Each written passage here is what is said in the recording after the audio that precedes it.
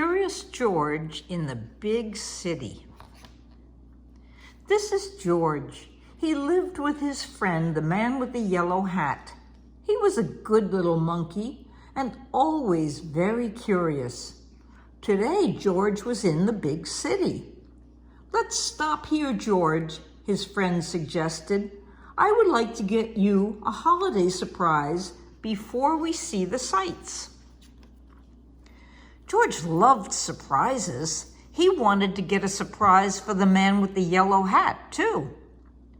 Why, here was a whole pile of surprises, all ready to go. Would one of these be right for his friend? George was curious. He opened a box and peeked inside. The box was empty. That was not a good surprise. George opened another box and another. They were all empty. Suddenly, the store clerk came running. "Stop, please," he cried. "You are ruining my display." But George did not want to stop. He wanted to go. He wanted to get away, fast. Quickly, he climbed on the escalator. George went up. The clerk went up too. What George wanted now was to find his friend. What luck! George spotted a yellow hat on the escalator going down. Could that be his friend? George wanted to find out. Soon he was going down too. George followed the yellow hat out of the store and around the corner. He chased it down some stairs. Where could his friend be going? Was this George's surprise? No, this was the subway. George got on the train just in time. He thought maybe his friend was playing a game with him. But where was the man now? George looked around. The train was very crowded. Could that be him on the other end of the subway car? It might be hard to get there, but not too hard for a little monkey. Suddenly, the train stopped, and when the doors opened, the yellow hat disappeared. George followed as quickly as he could, but he was too late. This was not a surprise after all. This was a mistake. The yellow hat was nowhere to be seen. Poor George. He was all alone in the big city.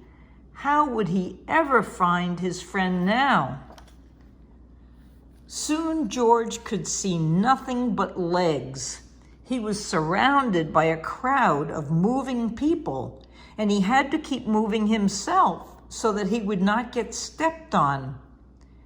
Then George heard a woman's voice coming from the head of the crowd. "Going up," she said. Up! That was just what George needed. He needed to be high up, like in a tree or on the escalator. Then he could get a good look around. George joined the crowd as they got into an elevator and went up.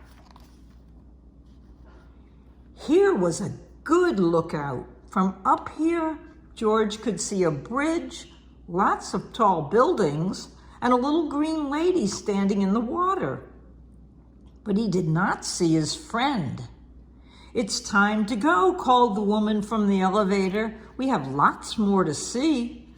The crowd followed the woman. They wanted to see more. George wanted to see more too. Soon George was on a big bus driving through the city.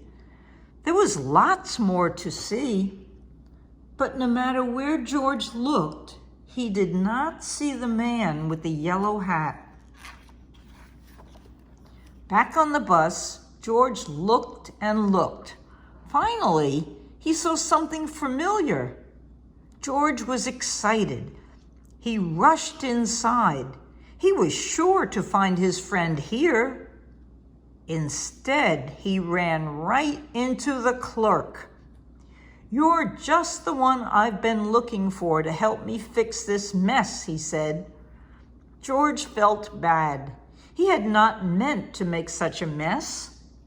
Could he help rewrap the boxes? George took some ribbon in one hand, some paper in another, and some tape in the third. Then, like only a monkey can, George wrapped those boxes. Soon, a crowd gathered to watch. Everyone wanted George to wrap their boxes too. Just as George tied his 25th quadruple bow, he spotted his friend. At last! George was happy, but when he saw that the man was carrying a present, George became sad. He had forgotten all about finding a surprise for his friend. Then he had an idea. "George," exclaimed the man with the yellow hat, "what a good surprise!" His friend was very glad to see him. "I've been looking all over the store for you," he said. "And now I have a surprise for you too." George opened his surprise and put it on. It fit perfectly. "Now we're ready to see the sights," the man said. George held tightly to his friend's hand, and everyone waved goodbye.